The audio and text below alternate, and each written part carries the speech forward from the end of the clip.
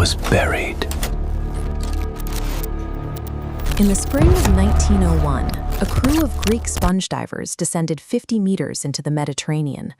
On the seafloor near the island of Antikythera, they located the decaying remains of a massive Roman transport ship. The wreck lay pinned against the jagged cliffs of the island, a treacherous stretch of coastline situated halfway between Crete and the Greek mainland. The divers recovered an extensive cargo of luxury goods.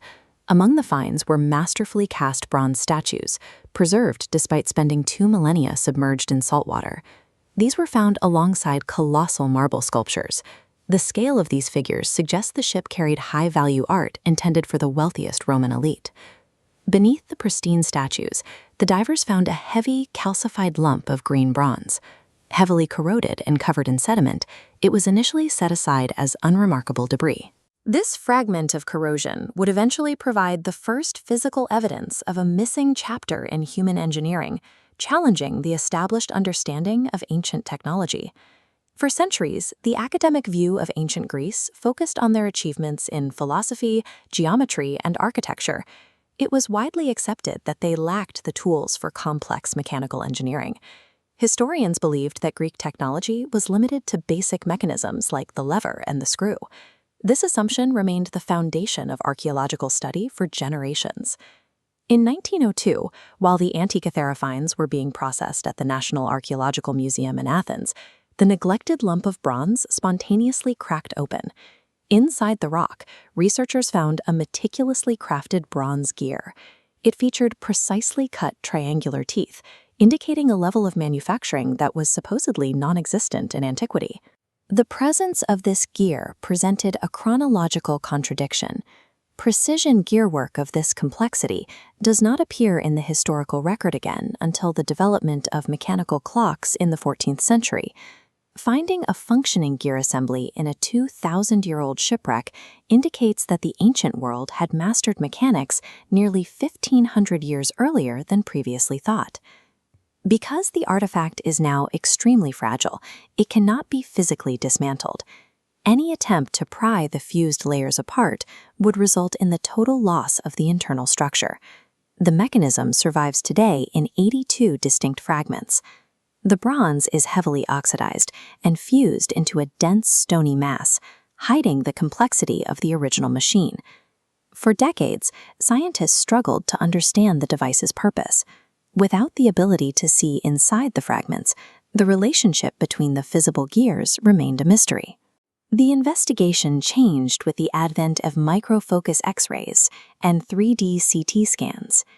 These tools allowed researchers to digitally slice through the corrosion and map the artifact's internal geometry.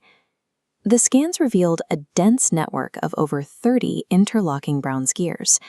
They were stacked in multiple layers, designed to transmit motion through a series of complex mathematical ratios. These ratios did not track standard time.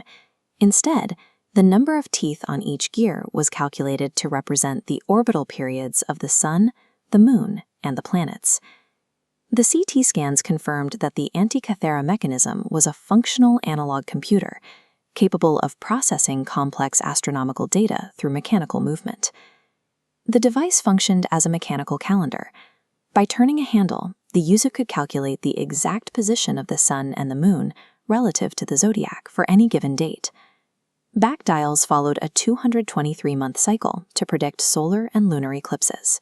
A pin and slot mechanism mirrored the Moon's irregular elliptical orbit by accelerating or decelerating gears.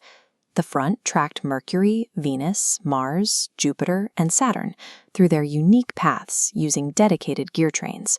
A hand crank on the side of the wooden case served as the input. A single rotation would set the entire system in motion, allowing the operator to visualize the movement of the cosmos in real time.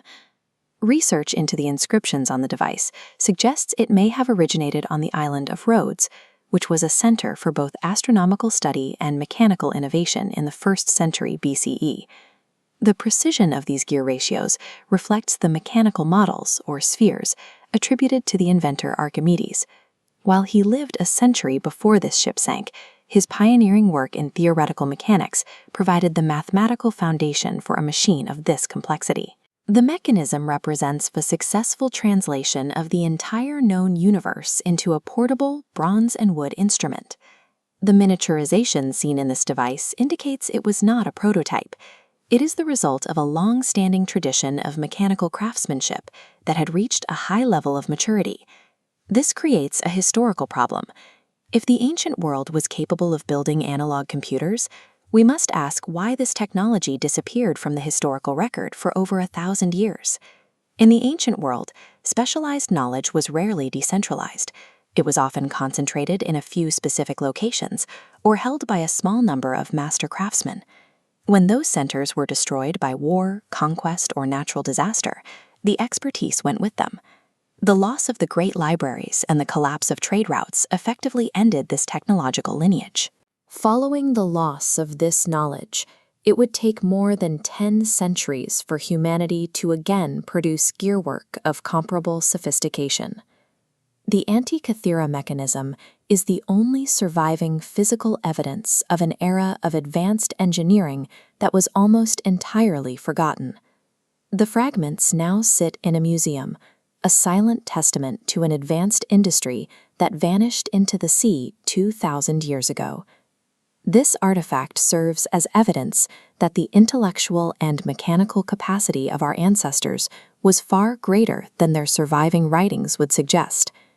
The history of the mechanism illustrates how easily human progress can be interrupted and lost to the passage of time. What other knowledge has humanity lost to time?